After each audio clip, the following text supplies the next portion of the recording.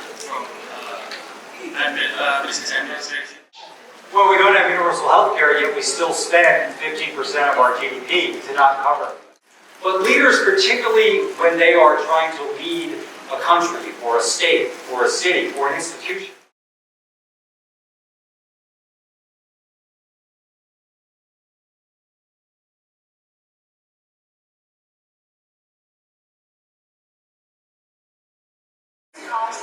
to do with national, regional, as well as global challenges.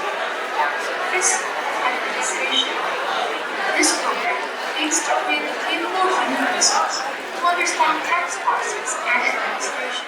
Collaborative leadership to meet a changing world. I'm Farah Nisrina and will be your master of ceremony for today. It is such a tremendous honor to have the chance to stand here surrounded by great people. I hope that we all can enjoy our time and earn valuable insight from our long-awaited guest. On behalf of FIA UI, I would like to say thank you for sparing your time coming here to Vice Dean of Academic and Student Affairs, FIA UI, Dr. Fibriya Indriati MSc, Mr. Erwin Aksa, Mr. Syarif Titip Sutarjo, Professor Dr. Eko Sutojo, Head of Department of Public Administration, Mr. Teguh Kurniawan, Head of Berbakti Semangat Indonesia Foundation. To mark the opening of this public dialogue event, we all will hear an opening speech from the Vice Dean of FIA UI, Dr. Fibriya Indriati MSc. Louis Indri, the time and place are yours. Assalamualaikum warahmatullahi wabarakatuh. Shalom, Om Swastiastu, Namo Buddhaya, Salam Kebajikan, Rahayu. Honorable Speaker Mr. David Plouffe, Bapak Syarif Titip Sutarjo, Bapak Erwin Aksa as the Head of Yayasan Berbakti Semangat Indonesia, Head of Head of Department and Management of Faculty of Administrative Science, and Prof. Eko as the Professor of Faculty of Administrative Science, and my beloved colleagues of Faculty of Administrative Science, ladies and gentlemen, good afternoon. Welcome to the exciting public discussion or public dialogue on collaborative leadership to meet a changing world with our distinguished speaker, Mr. David Plouffe. Thank you, Mr. David. And also soft launching of our new study program, Magister Kebijakan Publik and Governance or MKPG in short. As a seasoned political strategy and campaign manager, Mr. Plouffe brings a wealth of experience and knowledge to the table. In the world that is constantly changing, it is important to understand how to lead collaboratively and navigate through challenges. We are grateful to have Mr. Plouffe here to share his insight and expertise with us. And furthermore, this public discussion is a part of seminar series of the 8th anniversary of the Faculty of Administrative Science Universitas Indonesia, or FIA UI, on March 10, 2023. For the past 8 years, FIA UI has been the leading institution in teaching, research, and community engagement, contributing to the development of the public sector and society. This seminar series is the testament to our commitment to advancing knowledge and fostering dialogues on critical issues in the field of administrative science. Today, we are also proud to introduce our new study program, Magister in Public Policy and Governance, or Magister Kebijakan Publik dan Governance. This program is designed to provide students with skills and knowledge needed through a combination of rigorous coursework, hands-on experience, and real-world application. Students will learn how to analyze complex policy issues, develop effective strategy for change, and work collaboratively with stakeholders from a diverse range of backgrounds. Ultimately, our program will prepare students to become future collaborative leaders in the field of public administration. On behalf of Faculty of Administrative Science UI, I would like to express our deepest gratitude to Yayasan Berbakti Semangat Indonesia, Pak Jib dan Pak Erwin, for the generous sponsorship to our public discussion or dialogues today. We hope that this partnership will continue to flourish the year ahead, and together we can make a meaningful contribution to the development of Indonesia, moreover to the world. Without further ado, I hereby open this public dialogue and hope that this discussion will serve as a platform for meaningful exchange and inspires us to have better collaboration toward a better future. So let's make this opportunity to learn, to connect, and to inspire each other. Thank you for joining us today. Wassalamualaikum warahmatullahi wabarakatuh. Shalom, Om Santi Santi Om, Namo Buddhaya, Rahayu. Thank you. Ms. Effendi holds a master's degree from New York University, concentrating in peacemaking and peace building. Ms. Effendi also won the Best Current Affairs Presenter at the Asian Television Awards in 2019 and 2020, and received the Elizabeth O'Neill Journalism Award from the Australian government. Without any further ado, let's give our warm welcome to Ms. Andini Effendi.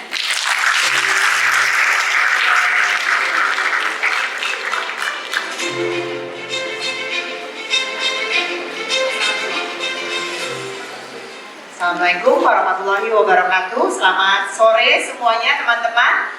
I think we need to cut straight to the point. Let's invite David Plouffe to give his monologue before we start the dialogue.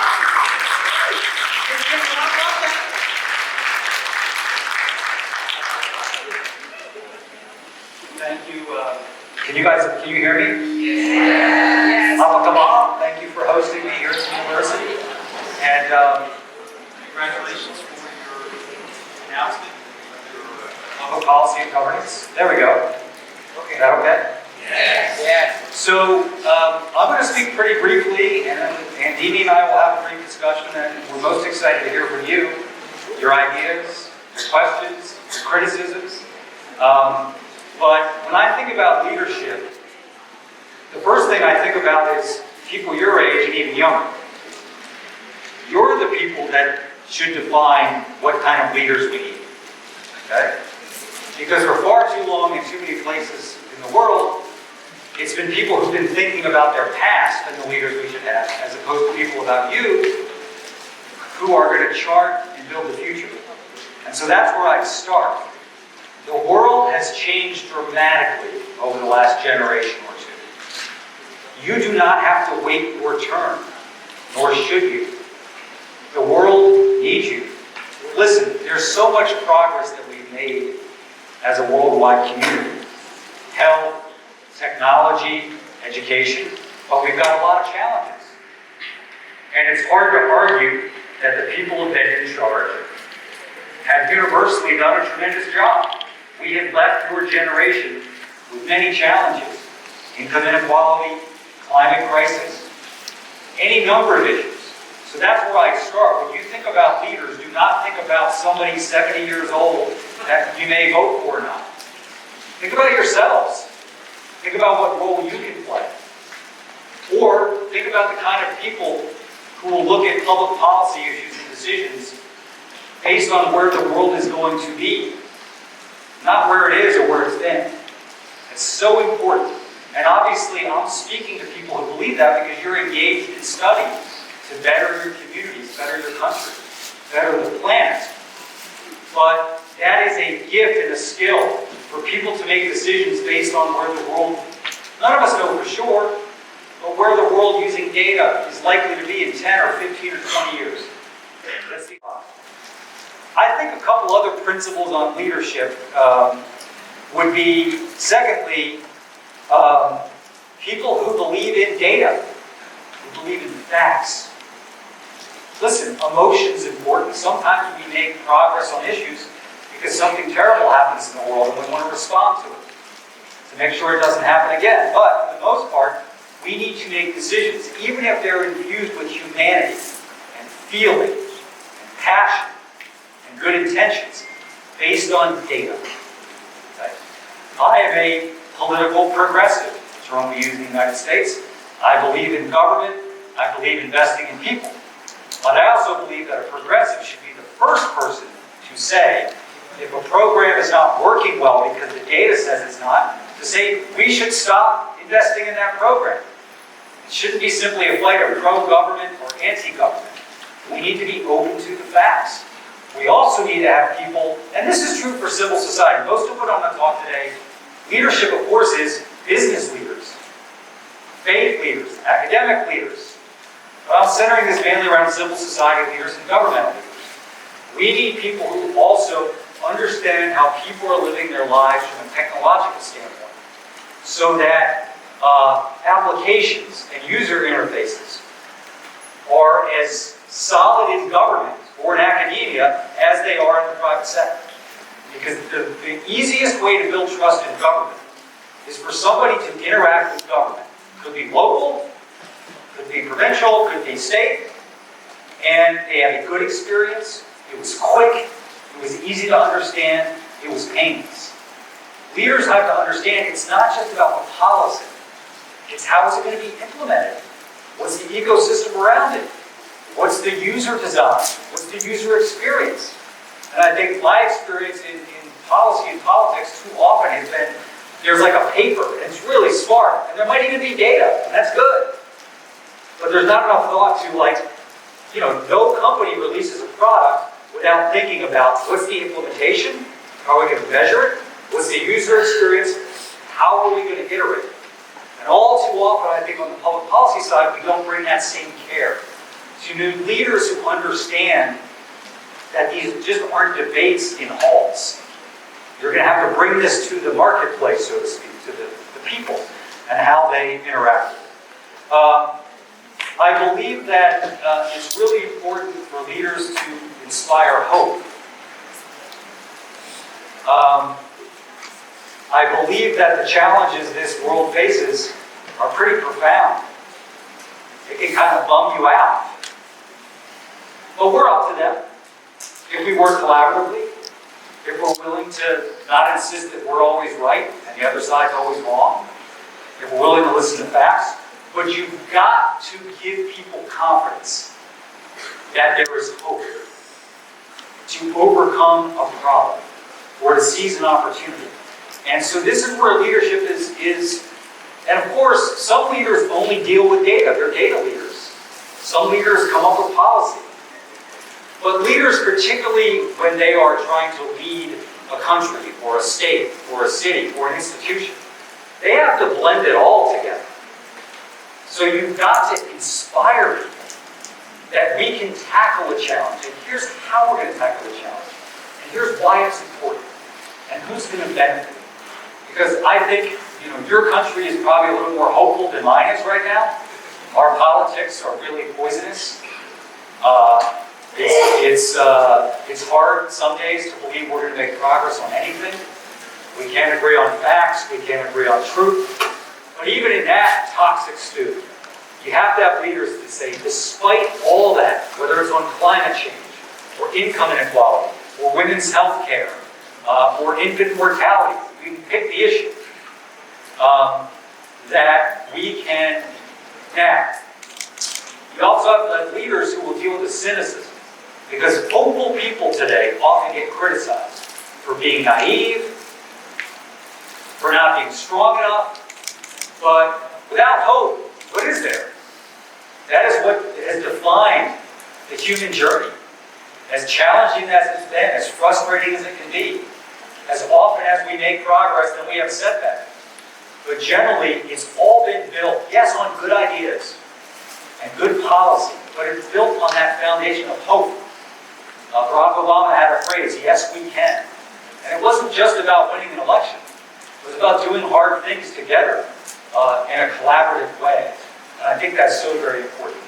I do think when it comes to collaboration, in my country, we're a two-party political system. Someday that will change, but right now we're two parties. And if a member of one party says something positive about a member of another party, they get lit up on social media. If they cooperate with someone from the other party on a policy issue, they get criticized because it is seen as tribal, right? There's one good side, there's one bad side. It's not just bad, it's evil, okay? But you need leaders who are willing willing to take those arrows and move forward.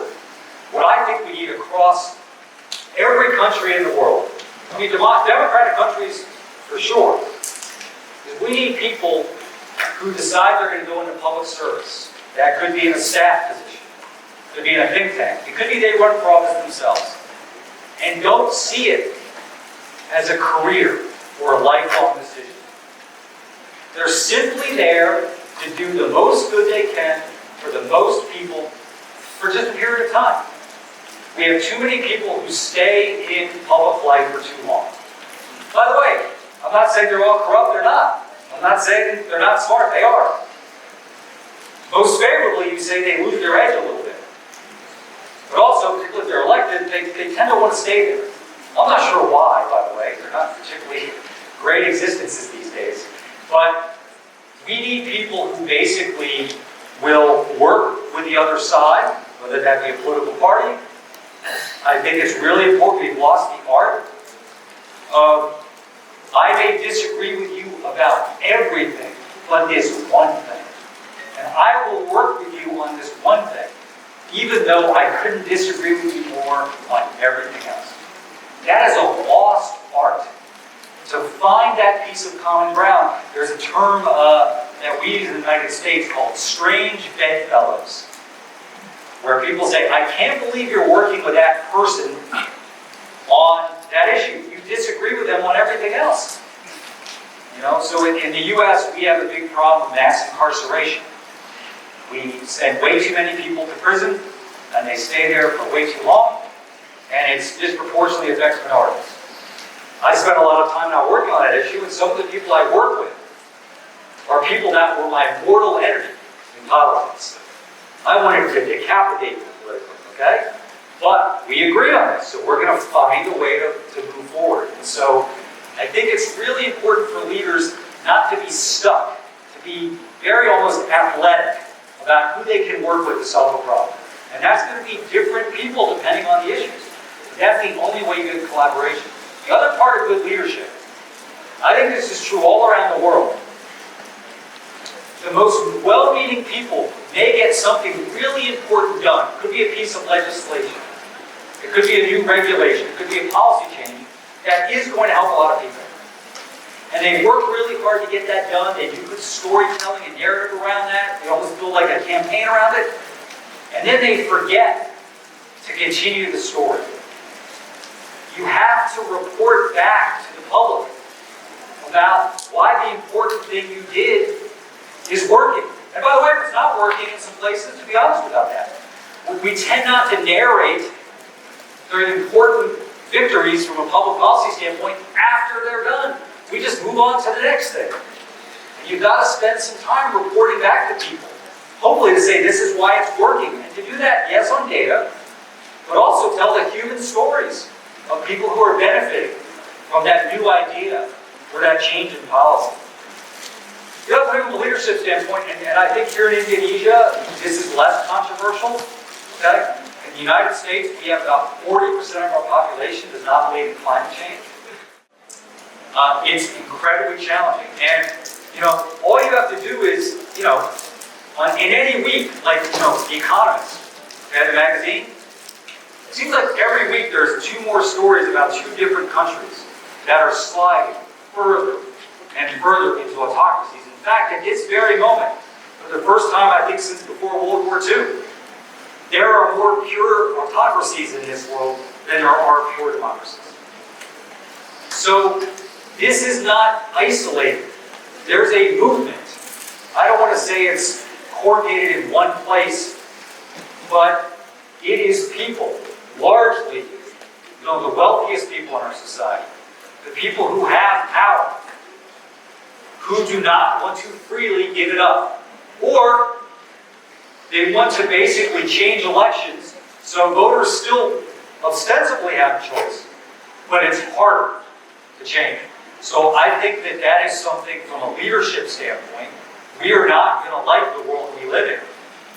Even if your country remains a democracy, if 70 to 75% of the world are autocracies, it's going to really, at that point, the enterprise could be coming to a close. So that's the other thing. We have to insist on both climate change and I think on democracy, that there be no compromise, that we have to stay steadfast on this. So thank you for your time today. I really look forward to your questions and discussion. And Dini, I'll turn it over to you.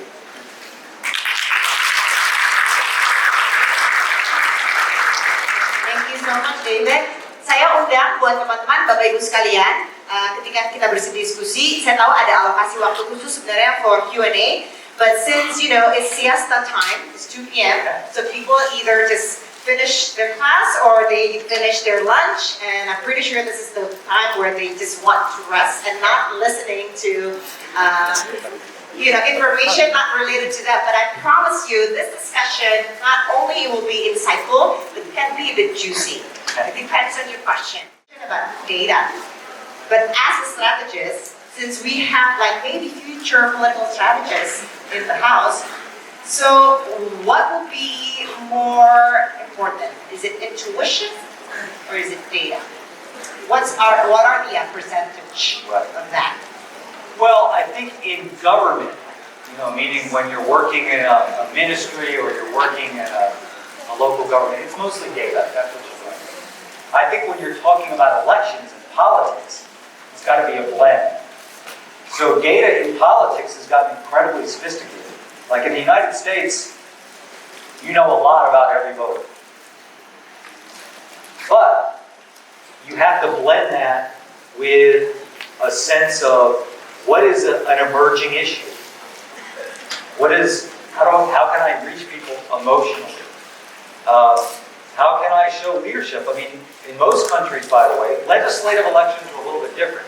But executive offices, president, prime minister, a governor, people, it's as much emotion as it is logic and data. It's like, do I basically want to have this person on my phone and on my television for the next 4 years? Do I like them?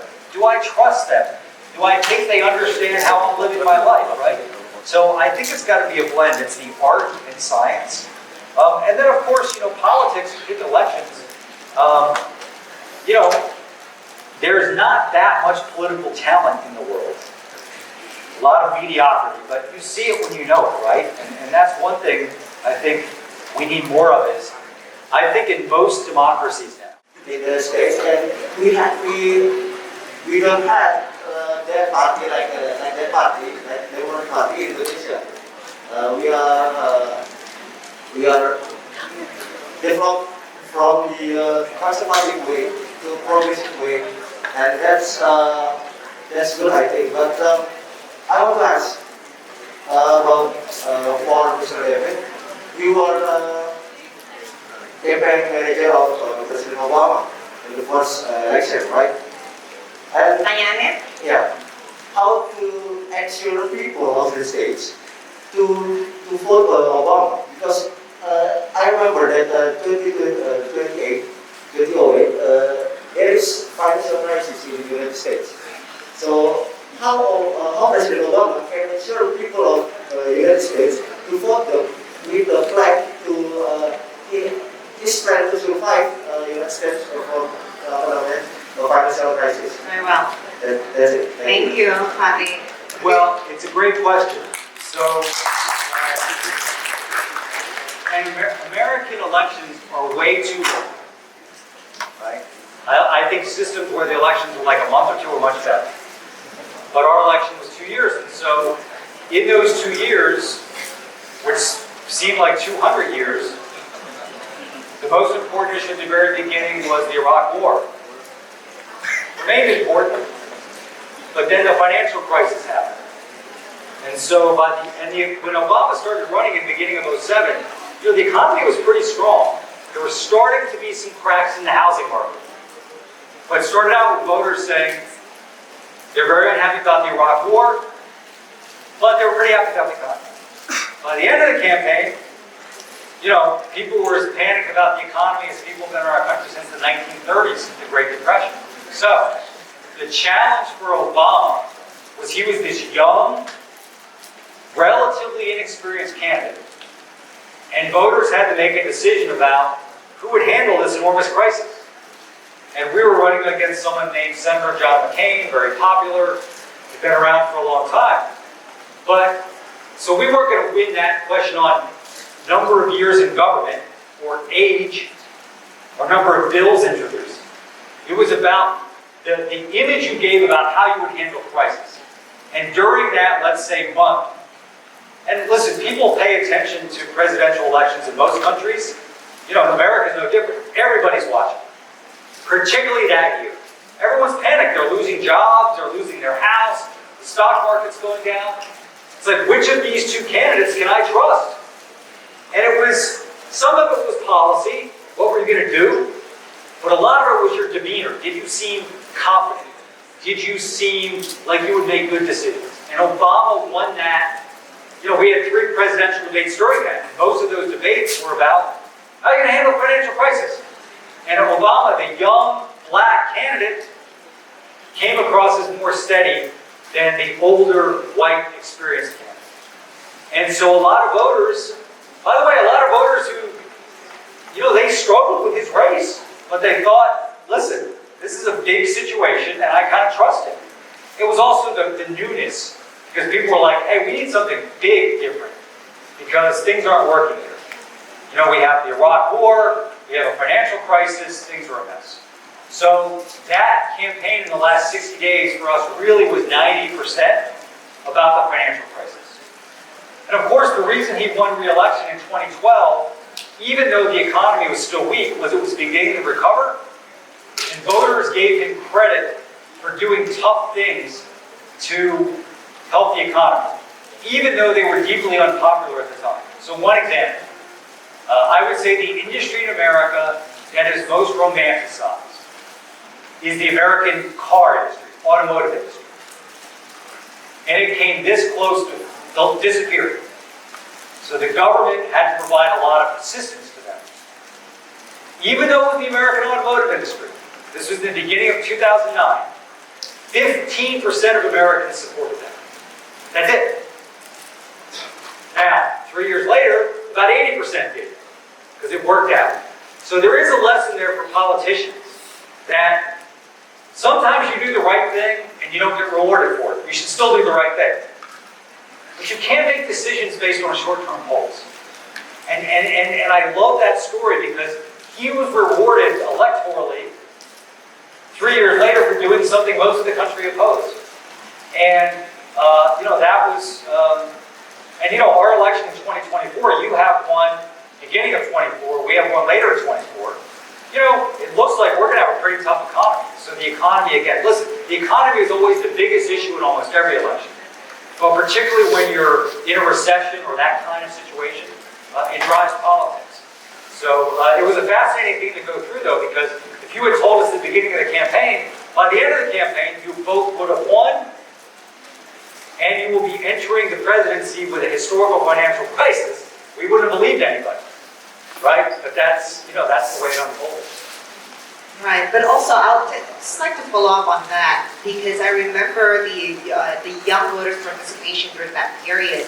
Like they all got excited, choosing that newness that America, I guess, longing at that time during that great period of the Great Recession, right? And then we're about to enter our election, which is kind of like finding the new candidate, literally, right? So what kind of like, what would you suggest, I guess, for our presidential candidate or the people behind it to get the young people excited? Because as we saw earlier, nobody really raised hands in terms of like, do we want to participate in election or whatever. It's like, yeah, they have like a very low expectation in that sense.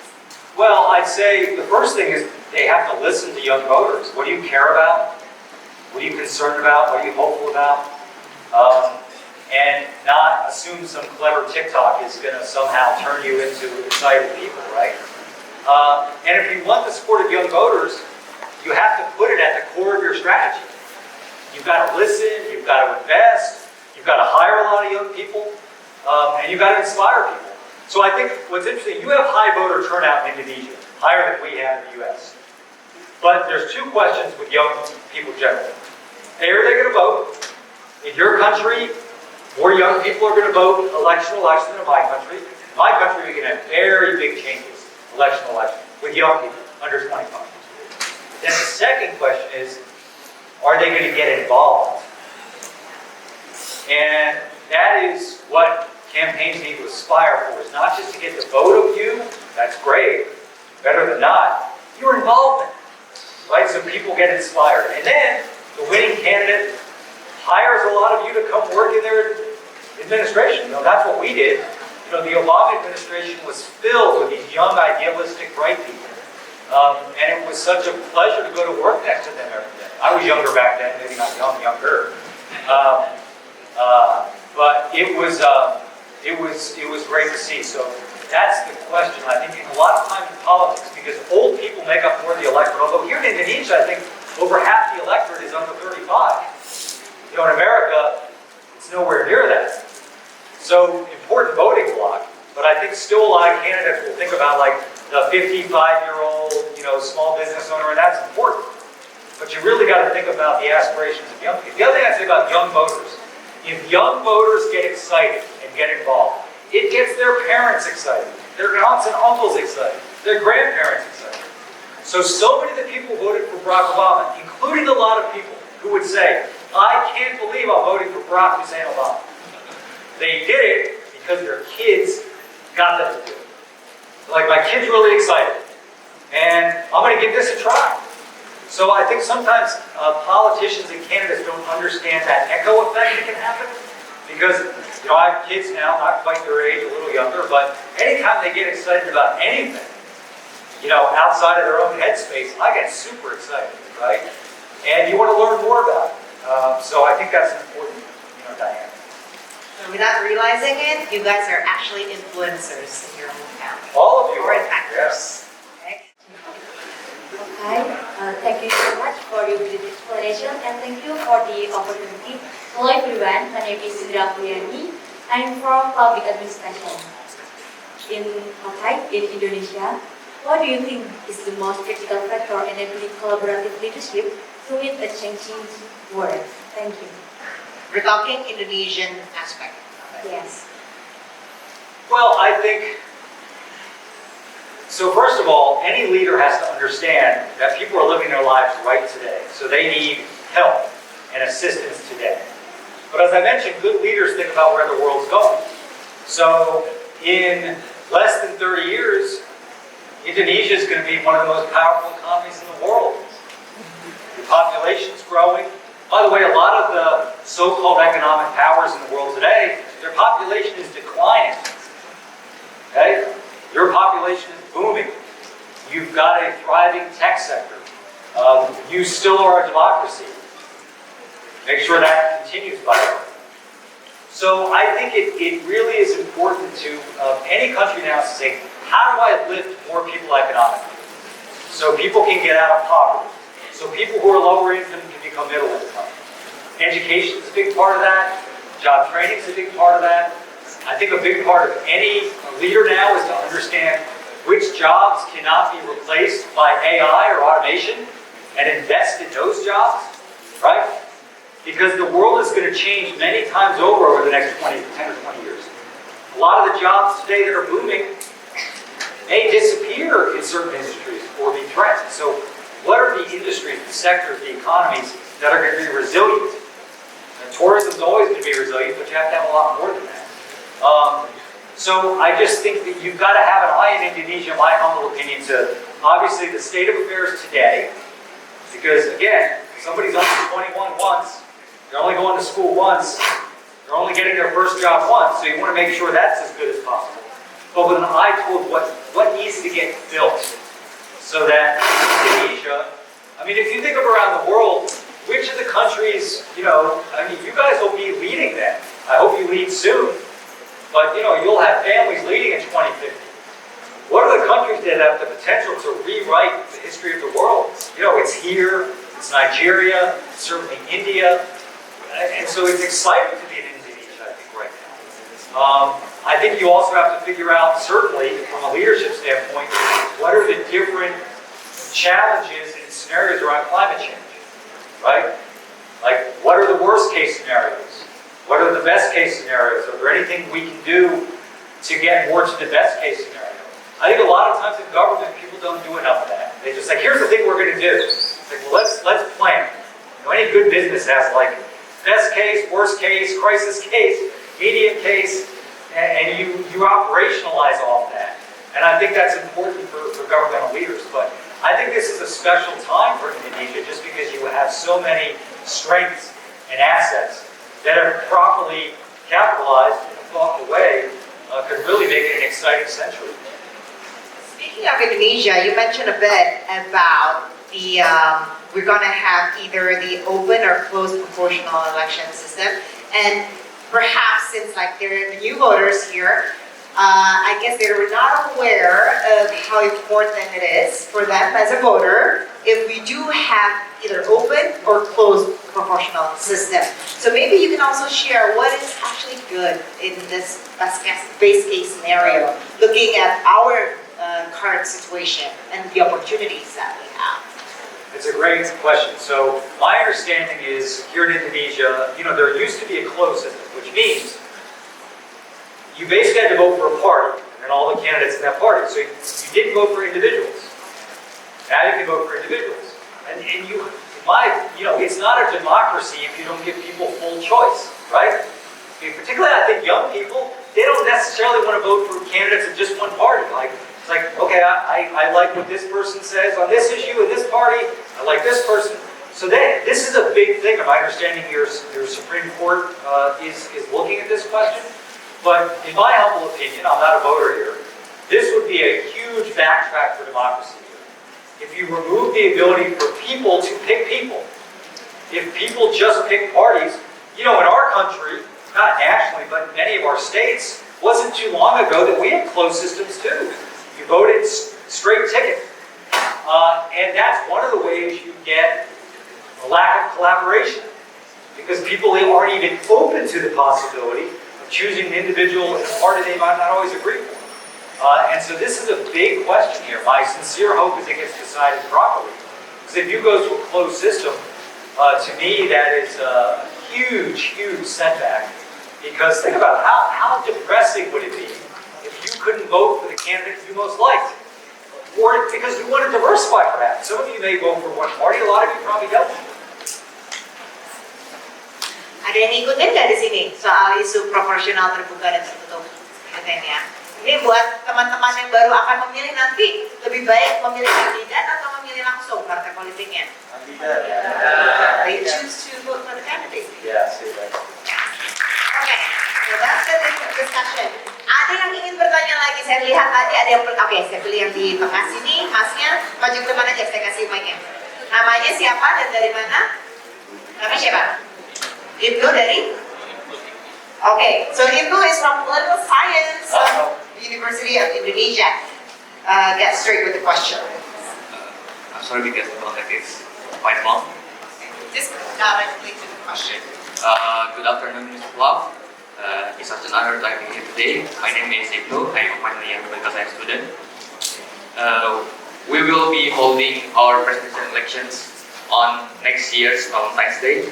And I would argue that the last two elections, 2014 and 2019, have been polarizing to the point where families breaking apart due to political preference.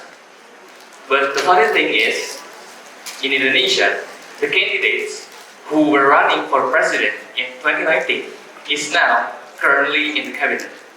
For context, Mr. Plouffe, imagine Obama won against McCain at the 2008 presidential election.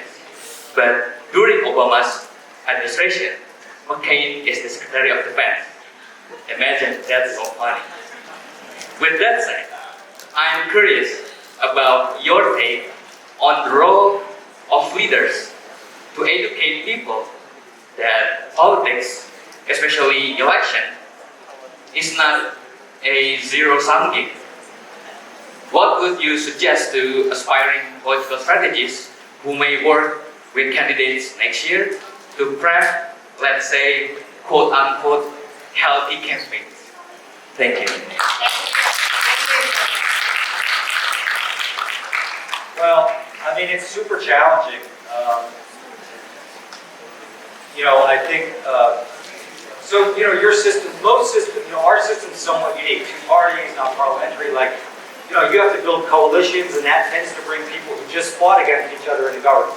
Now, I will say Barack Obama brought Hillary Clinton into his cabinet, so same party, but we had a fierce battle, right? So first of all, I think leaders have to be willing to reach out to people that might have been their opponent. Number two, it's important not to malign, to criticize everyone in a party you may not agree with, right? So our current president, Joe Biden, does a pretty good job of this. When he criticizes Republicans, he won't criticize all Republicans. He'll say some Republicans, or certain Republicans, or that Republican. Because you want to keep a bridge open to the other side and say, we're not maligning everybody. But it's challenging because I think with social media today, with, in our country, we have something called Fox News, which, really treats the Democratic Party as safe. Okay? Pedophiles, drink kids' blood, it's crazy. So, but I think it's up to leaders to basically keep a bridge there to the other side. And to be careful about how you describe your opponents. We can disagree without saying someone's a traitor to our country, right? We can have fierce policy debates without saying someone is a bad person. So I'll give you an example. In America, when we have debates, not president, every office has a debate. So let's say from a local mayor of a city or legislature. One of the questions those candidates often get asked by the media is, okay, you just beat each other up for 90 minutes. And Dee, can you say something nice about your opponent? And it used to be, well, you're a good father, or, you had a good idea 5 years ago, or you ran a good business. Now a lot of those candidates won't do it, because they'll get criticized by their political base for saying anything nice. It's so toxic.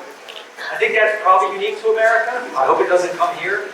So I just think it's important for leaders to have some boundaries where they don't take a flamethrower to everything. And to be careful about how you criticize your opponents. Because I think when you say someone hates the country, someone's going to destroy the economy, someone is going to basically hand the country over to terrorists, it's really hard then to cooperate with that person on something else. You've got to leave space. Because in most systems, you're not going to get everything done just with your party. You need some cooperation. And so it's such a great question. I will tell you, I'm somewhat negative about this in the United States right now. Because, right now, if you want to win the Republican nomination for president, which is going to happen over the next year, you basically have to say the following things. Donald Trump had the election stolen from him. COVID wasn't a real crisis. Kids should not learn about slavery in American history.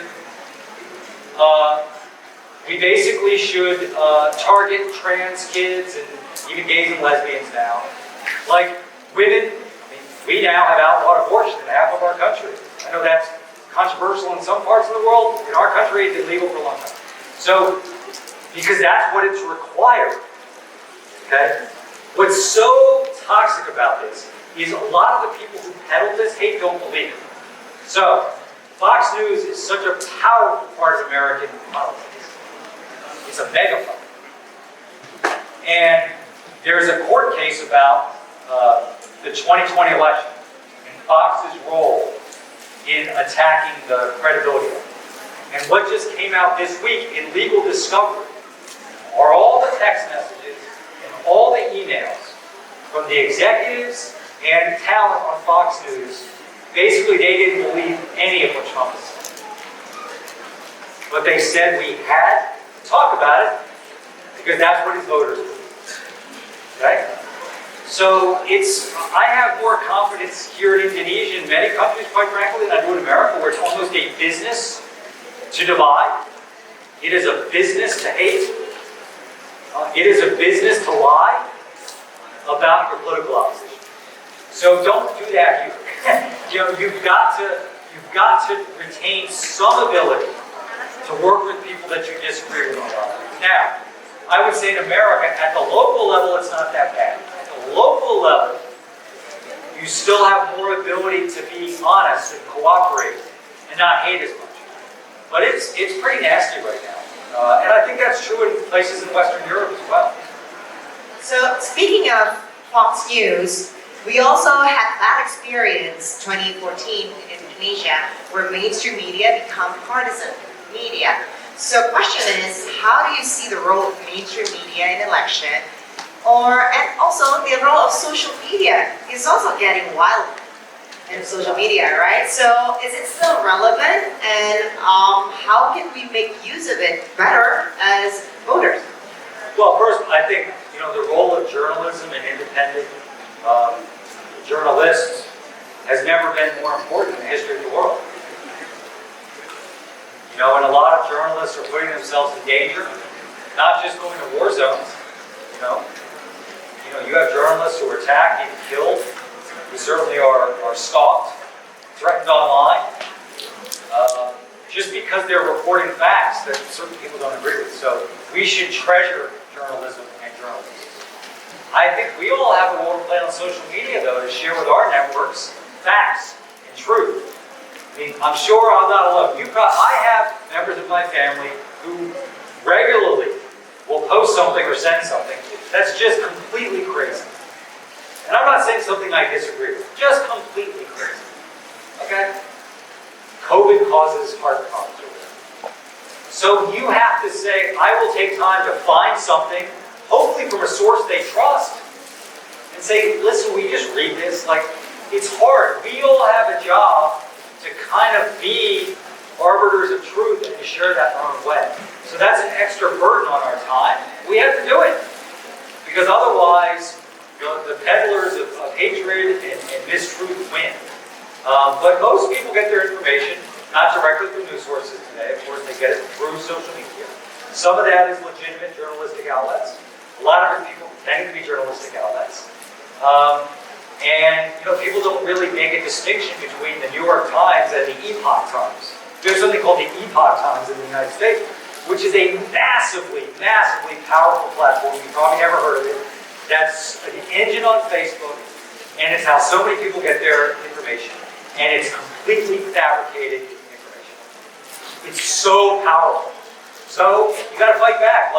Listen, being a citizen, both of your country and the world, I think is both a privilege, but it's also really hard. Because nobody can take a moment off from being a citizen. You got to be in the fight. That's asking a lot of people. But when enough citizens decide they're too tired, or too fatigued, or don't have time to, by the way, fight for their enterprise, that's when the people who want to fill the vacuum with something more dangerous are able to do it. You only have to read. I just finished another book about the pre-World War II period in Germany. And it was happening in front of the entire country. Okay? Alright. Ada yang ingin bertanya lagi? Oke, saya ngambil dari sini ya. Tapi sebelumnya mohon cewek-cewek yang di atas itu suaranya jadi kecil dikit dulu. Ya, karena rempongnya kedengeran ya. Coba, yang sebelah sini, mbaknya, yang di atas ya. Silakan. Namanya, kemudian dari mana? Question. My name is Kiprahnya. I'm from Public Administration. And I want to ask about how the role of policy analysts to support their leader in achieving their vision. Thank you. Well, that's a great question. So, I think the most functioning democracies and governments are staffed almost entirely with policy analysts. That's what you should do. So, if you're working for a minister or a local elected official, let's say we have to come up with a new solution on transportation or new zoning around housing. Should we build a new hospital or not? They're going to go to the staff, but then the staff, of course, and they have access to public policy experts from academia, from the private sector. So the policy analyst is really there to support the principal, whether they're elected or not, write memos for them, provide research for them, ultimately provide their recommendations. Some leaders like you to simply say, here's the 3 choices, you decide. Some leaders will want you to say, which one would you decide? Doesn't mean they'll always agree with you, but I tend to like those leaders because they want to know what their people think. But the great thing about being a policy analyst, you do have obviously access to data and studies and other locations that have tried what you want to do, and you learn from that. But you also have the ability to tap into outside expertise. So I think that that's some of the most enriching work in the world. By the way, you don't have to make a career of it. You can. That would be great. But you go do it for 2 or 4 years, you'll always look back at the work you did and the lives it helped improve and change. That's some of the best work you ever did. It's a great question. So in the right situation, it's incredibly rewarding. Now again, your first job, maybe you just got to get your job. But if you're a policy analyst, the second and third job, you really want to work for someone who will trust their staff's opinion, who's hungry for a different point of view, who wants you to talk to a lot of people, even people who may not agree with you politically. If it's just a policy issue. So that can be really exciting. Oke, yang laki-laki silakan yang menunjuk tangan dari tadi. Boleh. Namanya siapa? Hello, allow me to introduce myself. My name is Arya. I'm from majoring business administration. I have this one in common. I want to ask you something that does leadership comes by its own, or anyone can step up and just practice in their way to be a leader? And I have a second question. What kind of cigar that Barack Obama using? Thank you. Well, he's not a cigar smoker. He smoked Newport cigarettes. Yeah. I'll tell you a funny story. I'll say. So, in 2007, by the way, it's getting long enough, I forget a lot of these things, but I remember this. So, he had told his wife he would stop smoking. And we were down in a debate in South Carolina, in the southern part of our country. And before the debate, we were at like this, not a hotel, like a motel, super cheap, like $20 US, because, campaigns have to be cheap, And we had 2 rooms because we were doing some practice. And so it was like 3 of us in with him and his wife. And we had a second room, and he went into the second room. And we walked out on the balcony, because it was one of these motels with the doors facing outside. And it was like smoke coming out. We're like, dude, if she walks out here and sees the smoke, you're like in big trouble. What are you doing? So smart guy, but not about everything. Listen, I think true, historic, meaningful leaders, you can't keep them. They have something about motivating people, about leading people, about inspiring people. But anybody who's a leader can learn best practices around hiring, around measuring, around inspiring, around the right delegation or not. So the great thing is there's so much coaching, so much literature that you can learn from. I think anybody who leads that doesn't constantly try and educate themselves about how I can be a good leader. The most important thing about leadership, by the way, is I think 360 reviews from your team, so you get honest feedback about what's working and what's not working. A lot of leaders don't like that, by the way, but it's really important to have that culture. But I think historic leaders, they're at a level already that they can work on it to get better, but they have something that, a lot of us don't have. They just have that ability to have people. It's hard to get people to imagine a future that currently doesn't exist, but they can do that. And by the way, that's not just in politics, that's in business. Some of the most legendary business leaders have what it takes. And those types of leaders, by the way, also tend to be really resilient. You're not remembered historically for doing something everybody assumed was easy to do. You challenge orthodoxy, you create new markets, you create new products, you bring new policy. That's what I think tends to be innate to somebody.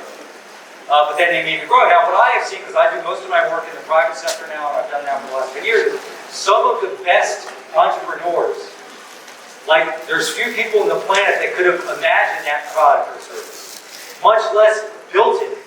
But then when you get more established, they really struggle with leadership in a more bureaucratic moment. And so they tend to need a lot of help around systems, around HR, around delegation. And a lot of those leaders struggle with that because they're built differently. They are entrepreneurs. They want to move fast. They don't want any layers. They don't want a lot of systems. But But at some point, an organization gets big enough that without systems, it will break. Who would you think is like, for you personally, aspiring business leader from your experience? Well, I used to say Elon Musk, not so much. Although I admire a lot of what he's done, and I don't like the current trajectory that he's on. But it's always amazing to me when it's hard enough for somebody to like master one field, particularly if it's innovative, but they then do it 2 and 3 times. Not a big fan necessarily of today. You know, I admire a lot of the leaders who are working in the climate space right now on some of the moonshot technologies. Now, it infuriates me that it may come to that. Like, we as a planet should have been able to stop putting carbon dioxide in emissions. But we may have no choice but to have the kind of technology that captures and stores that carbon in a way that's economical. So, the people I meet who are running these companies that are small right now, but are beginning to get proof of concept, to me are exciting. They're saviors in a way. And so to me, those are the most exciting. Now, they all hope those are successful businesses. You know, I think a lot of times, certainly in America, in Silicon Valley, sometimes you'll meet people and they're like, well, I'm here to change the world. Well, maybe, but you're also working in a business. So let's not confuse the two. So most of those leaders want to build successful businesses, but they're very mission-driven. And so those are the people that inspire me most today. And then a lot of the people I meet who are working on really some of the innovations in healthcare around precision medicine, around mapping the human cell, you know, those are going to produce great outcomes. And those are really inspiring. I don't understand half of what they're talking about, but when they put it in plain language, it's so inspiring. Like the next 20 or 30 years, some of the breakthroughs in healthcare are going to be so tremendous. And they're done by these heroic people, we probably won't know their names, but they believe they're on the verge of discovery. And that is really exciting. The innovators. Ada lagi yang ingin bertanya? Silakan, tanya. Boleh? Langsung saja, namanya siapa, kemudian dari mana? Silakan Mas, dikasih. Langsung ke pertanyaannya ya. Hi everyone, my name is Matthias. So I have 2 questions.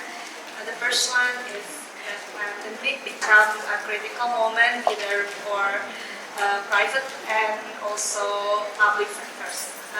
So how's the pandemic affecting the way of leadership roles in the new administration era? And the second one is in Indonesia we know musyawarah mufakat. It's a concept that rather than we just vote, we discuss what best for us in decision making. And we also know in the USA, the system, they use vote as a decision making way and a conflict situation. So my question is how to bridge the good part of the minority opinion who lost the vote into the program to win the vote. You mean how to involve the minority or the side that lost the debate into How the to program? bring our good idea for the minority opinion into the program of the majority one. I guess how to be inclusive. Yeah. Yeah. Well, on the pandemic, you know, this gets to the point I made at the beginning about good leaders understand where the world's going, right? So any good government right now, and your country handled the pandemic very responsibly, but any good government is got plans and resources around the next thing. Because odds are it's not going to be another 100 years before the next global pandemic. You know, there's already a lot of concern about the avian flu strain right now because it's starting to migrate to animals, not humans. Right? None of us want to think about another virus, different virus, but a government has to have a plan, right? That doesn't mean you need to go out there and talk about it every day to your public, but you have to have a plan. Like, and I worry in a lot of parts of the world, your country's probably better than most. You know, there's like relief that, okay, we may be towards the end of COVID, and people don't want to sit and say, let's do the hard work to be better prepared for the next one, right? mean, the devastation of this pandemic is obviously, we don't begin to understand. We understand the death and the illness and the economic disruption, but the social and mental health and educational effects of this will be studied for decades. So I think the most important thing is for every government to say, can we be better prepared for the next one than we were for this one? And I can tell you with great certainty in the United States, we are not yet. So, to your question about minority, when a party wins, it goes such a long way to first say, listen, you might not have voted for me, but I'm going to do my best to represent you, so rhetoric. But then to work with a minority party to say, hey, I'm going to do this thing. Could be economic, could be healthcare, could be education, could be transportation. That maybe the minority party doesn't agree with the bulk of it. But you have a couple of ideas, I'd be happy to consider them and include them in the package. It's such an easy thing to do. And I think, the important thing when you win is to somehow not be a gloating, arrogant winner. To be gracious. And to find ways to work with the other side. That's a little bit easier in your system than ours, but it's important. It's such a good question. But again, that comes down to the human part of it. Like, is the leader willing to operate in that way? To say, okay, let's have a meeting. I'm going to change our tax code. Or I've got some new investments I'm going to make in energy or education. Let me see your ideas. As opposed to saying, I won, screw you, I'm doing it fine. Even if most of what you do is your way. I'm from Business Administration. I have a question about healthcare, especially I've seen in the States that healthcare, I'm sorry, but very inefficient because you spend like 14 to 15% of your GDP towards healthcare. And I want you to explain like how the dynamic of healthcare, especially from the political perspective, and how we in Indonesia could learn and especially wish for, so we don't go to the same hole that you've gone. What's your name again? Firna. Firna. So basically what Firna is asking you, how on earth the most developed nation, the leader of democracy in the world, do not have a universal health care that reaches its population? So, and then how can we avoid that direction? Well, we don't have universal health care, yet we still spend 15% of our GDP to not cover it. So there's so much that goes into it. I think most of our debate in America tends to be around coverage. How many people are going to cover? This is a problem of not having universal coverage. As opposed to spending as much time on how do we get costs down. So, for the first time, our government is going to be able to negotiate prescription drug prices on behalf of its citizens who get government health care. In America, the people who get government health care, people over 65, can get it if they want it. And, people below a certain income level. Those are the two factions that get government health care. That's it. Everything else is employer, or you pay for it as an individual. So now the government, for the first time, can negotiate, because our drug prices, let's just compare it to our neighbors, Canada and Mexico. For some drugs, we pay 10, 15, 20 times more. So that's going to stop, that's good. I think we clearly spend a lot more money for end-of-life care than most countries. So that's always a hard discussion, but you have to have it. Some large percentage of our health care is spent in the last month or two of someone's life. We don't have the hard conversations, really, about that. I'm not saying sometimes we shouldn't do that, but I think you also have, the measurement around it. We measure health outcomes really from how many people have coverage, what the cancer remission rate is, all those very important. But we don't spend as much time on the bang for the buck, so to speak, as we say in the US. Like, what are we getting for the dollars that we're spending? The other thing is consumers themselves of healthcare are not aware really of how much stuff costs. It's this very opaque system. Like, I think every consumer in America, every time they have an interaction with any part of the healthcare system, should see what it costs, even if insurance is covering it, so that we all make different decisions about that potentially. We definitely, things like MRIs, we overprescribe those, very expensive as you know. There's incentive both for the provider and the insurance company in that, right? So I think on the insurance company side, it's very profit driven. So it's a mess. It's a mess. And it's kind of a patchwork based on employer-based healthcare. So Obama's big healthcare reform added a lot more people to get covered. And now as an individual, that's important because a lot of people now don't want to work for a company. They're an entrepreneur, they're gig working. Now it's easy for them to get healthcare. So that's a huge step forward. And there were cost controls in that. But it's very worrisome. And what's particularly worrisome is we are an aging country. You are a much younger country. So our healthcare costs are only going to increase because we're going to have a lot more of our population over 60, where most of the healthcare spending is driven by. So it's a stain on our country that we spend that much on healthcare, and we don't cover everybody, and our outcomes aren't better. It's not like we've got amazing outcomes compared to the rest of the world, And it's also really frustrating because there's healthcare innovations that come from every country, but there's a lot of healthcare innovations that come from my country, and we're very proud of it. So that part of it is working pretty well, but we're not getting. And by the way, the other thing I'd add is, in America, we have a crisis of doctor and nurses shortage right now that's only predicted to get worse. And the pandemic made it hard, because I'm sure here in Indonesia, it was really hard for healthcare professionals. But my guess is most of you treated healthcare professionals like the heroes that they were and are. In America, a lot of healthcare professionals got attacked for saying to their patients they should get vaccinated. So there's a lot of healthcare professionals that have left. So fewer doctors, fewer nurses, costs are going to go up. So I don't have a lot of answers for you. I have a lot of reasons for why it's so expensive. But we got to get serious about this, because the problem's only going to get worse. Oke, dari daerah sini, silakan yang kotak-kotak. Boleh mikrofonnya boleh diberikan atau saya harus ke sana?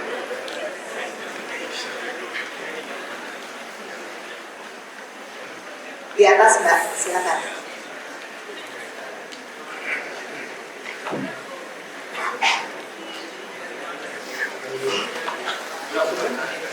My name is Lucas Mabir.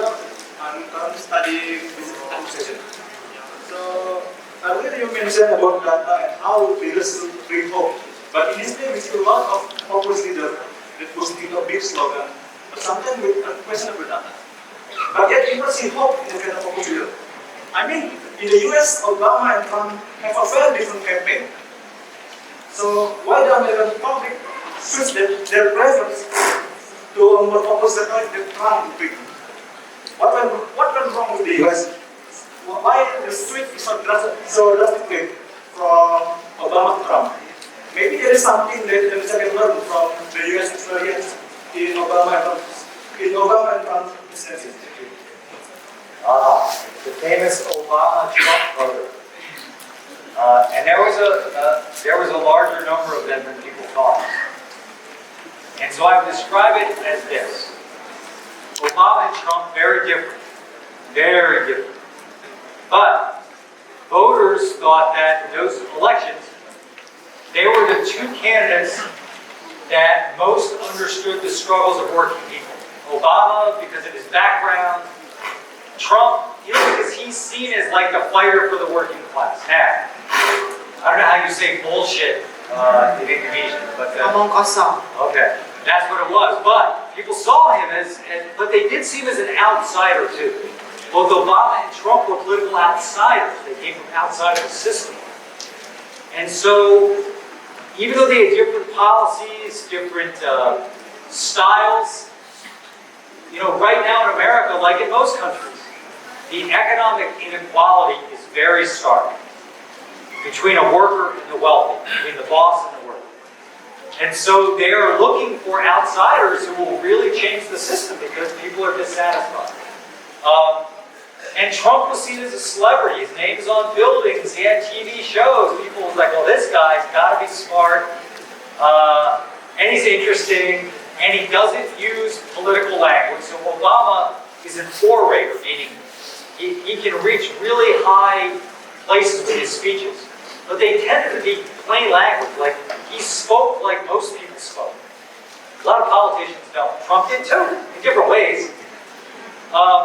So that's really what it was but undergirding all of it is people are dissatisfied with their economic situation, and they're very concerned about their economic future.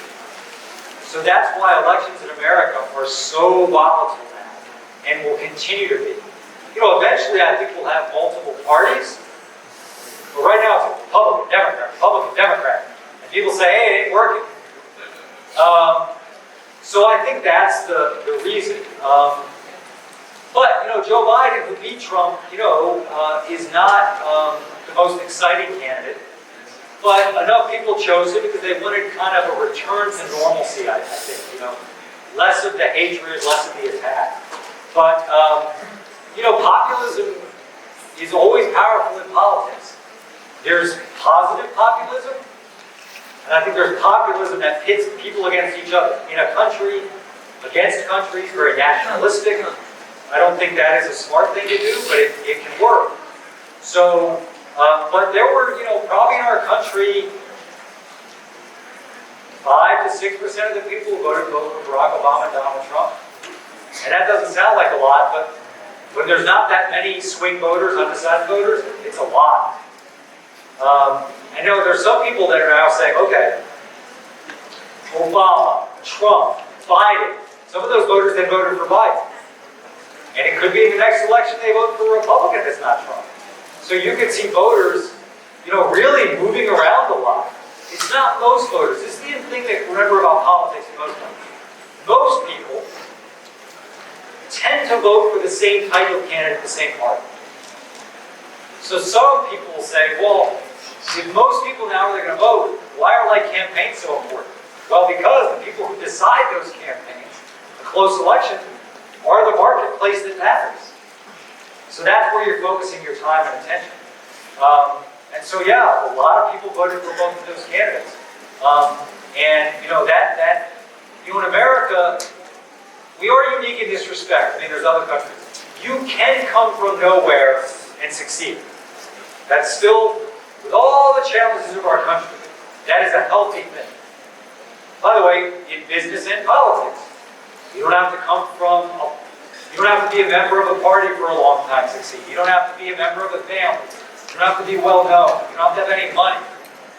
That's true here too. But in America, that tends to be an attribute that we still hold dear. And so Trump, even though he was, well, actually not that successful, but he was seen as a successful businessman. He was new to politics, brand new. People thought he's going to shake up the system. And so that appealed to them. And he ran kind of an anti-elitist campaign, which is interesting for somebody who goes to the bathroom in a gold bathroom, but he ran an anti-elitist campaign that people bought into. I think we have one more opportunity for one question. Ini dari Fakultas ya, Mas Marcel. Oke, Mas Marcel. Bukan, ada yang ingin bertanya dari Fakultas? Siapa?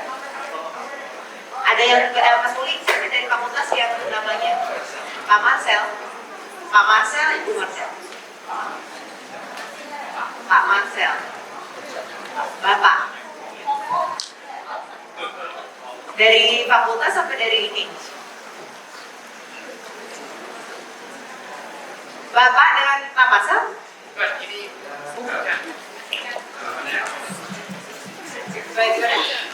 Ini juga Pak, ini terakhir ya, jadi harus bagus sekali pertanyaannya. Harus bermanfaat sekali untuk kita semua yang ada di sini dan ada di Zoom.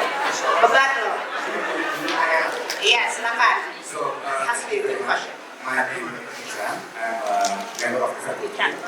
So, well, thank you very much for your sharing our faculty and the opportunity to be here. So, I just want to learn from your experience with your time with Presiden Obama. From a team ideas, political visions, people have is something that challenging during your campaign. But once you get elected and you split the vision of the country, there's a different type of it. You have to ensure that you deliver the promise, the political visions, the idea, the vision, but you have to deal with the nitty-gritty team issues, bureaucracies, red tape bureaucracy, and you have to deal with America, United States. You have a lot of states, 50 states, I think. Yeah. The idea is what is your first advice to Presiden Obama when he, once he gets in office, balancing between the political promise and dealing with the political situation and delivering the policy that, maybe negotiated for It's such a good question. I think what the best political leaders do is they tell voters, here's what I believe, here's what I want to do, here's how I want to do it, right? So then they get into office. This is true particularly for executive offices. Well, I'll say one thing before I get to the promises. What you quickly learn in every executive office is the world is different when you get in. A crisis happens. And an executive has to deal with a crisis. Even if it takes time away from your priorities. Even if you do things that seem opposite to what you promised the voters. Like a good executive has to be on top of things like the pandemic. When I was in the White House, we had, as we have in America, massive school shootings, so guns became a really more important issue.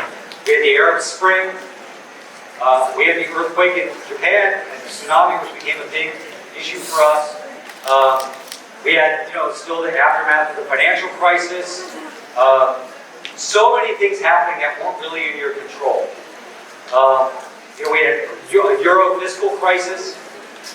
Okay, no voter cares that you're spending time on the European fiscal crisis. They don't want you to spend time on that, but you have to. So you quickly learn in executive offices, there's a bunch of stuff you just have to deal with if you're responsible. Then the question is, with the rest of your time, the rest of your bandwidth, how do you get your agenda through?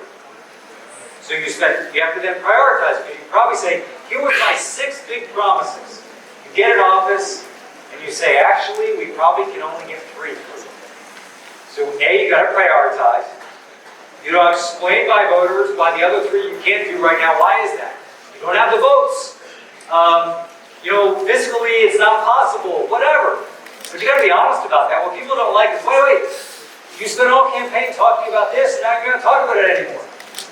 And then if you're able to get some things done, it's really important to celebrate those and report back to the people so they see that you delivered on something that was important. As I mentioned in my first remarks, you got to do storytelling around that afterwards.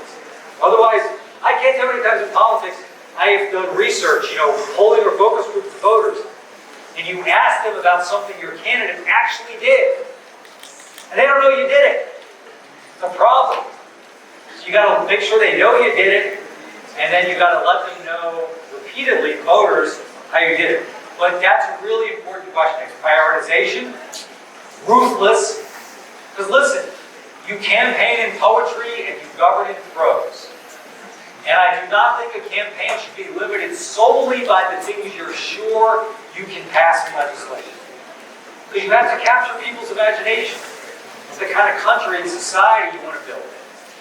But you've got to be careful that you're able to deliver some of that, but also understand a lot of your time is going to be taken up by crisis.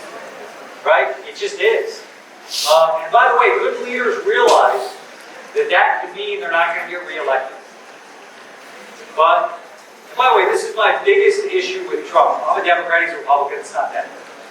To not take the pandemic seriously, okay, was to me unforgivable and should be historically shameful.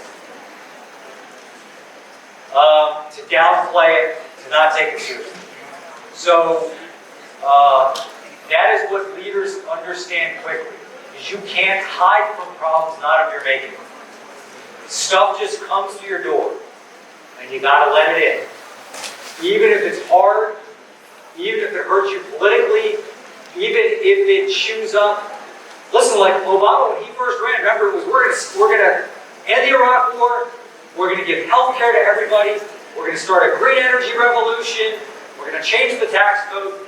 We were able to do some of that. I'm proud of a lot of it. But the big thing people saw him doing was spending a lot of money to bail out industry to stop the financial crisis.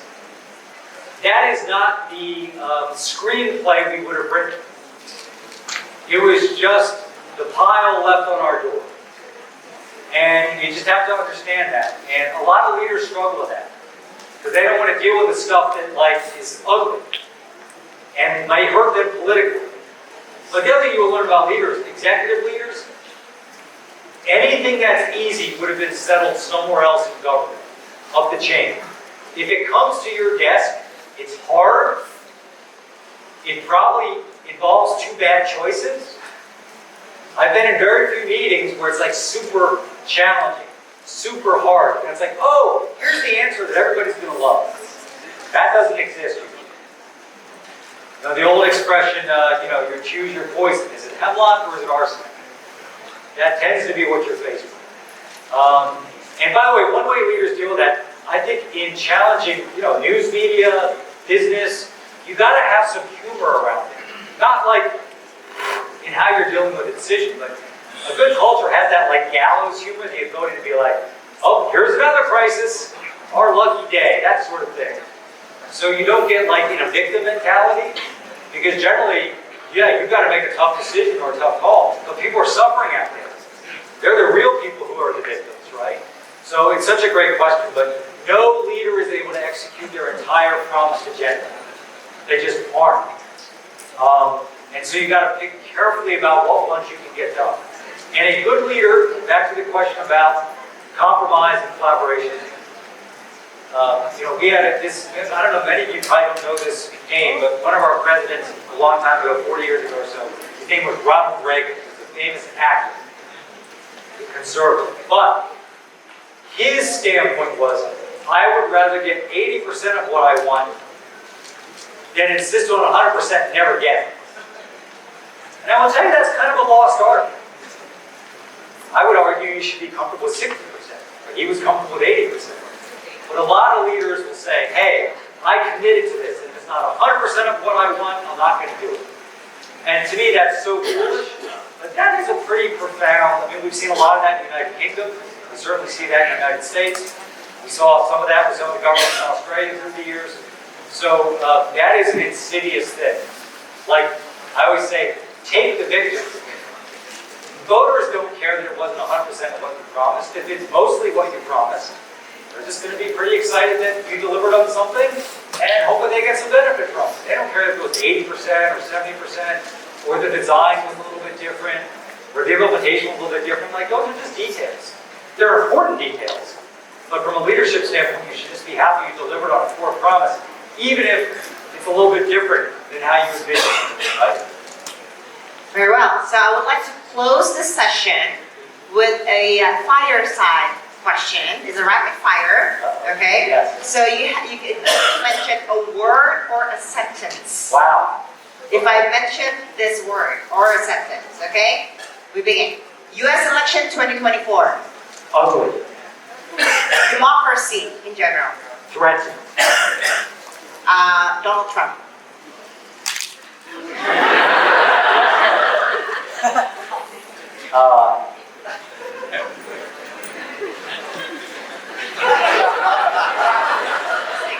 Okay.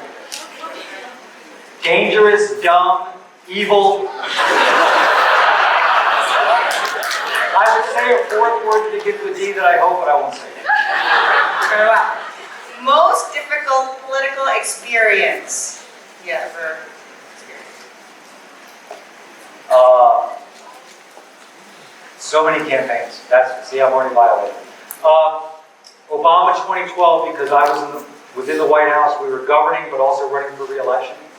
I'm used to not sleeping much. I'm going to go a little longer. I'm used to intense hours. This was brutality for months and months and months. It tested every fiber of all of our beings. It was brutal. It was almost when it was done and we won, more relief than exhilaration. Facebook, Many questions. TikTok, Many questions. gun reform, or regulating sugar in the US. Both needed desperately. Okay? I would choose guns over sugar. Both killers. Both killers, and both in America embrace too much. Swing voters or undecided voters, which one is more challenging as a strategist? Well, I see them as both. So here, an undecided voter could be someone who's likely to vote in a certain way, but they're just not professing it. A swing voter is someone who's truly undecided that remains open to your candidate or party. So the swing voter becomes prominent. Okay. Now entering Indonesia section. Most memorable Indonesian dish so far, the past 3 days. I've eaten so much. What is the fried rice dish with seafood? Okay. Okay. Oh, so good.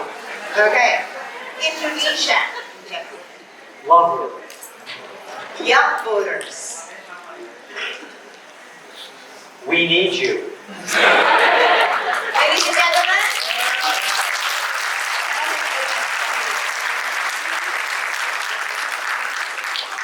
What an amazing presentation and answer coming from Mr. David. Very engaging and fascinating.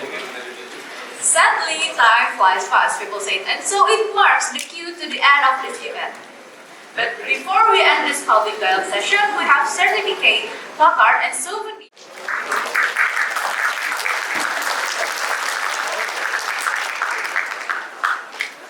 Alright, the next one is for Ms. Annie that will be given from Ms.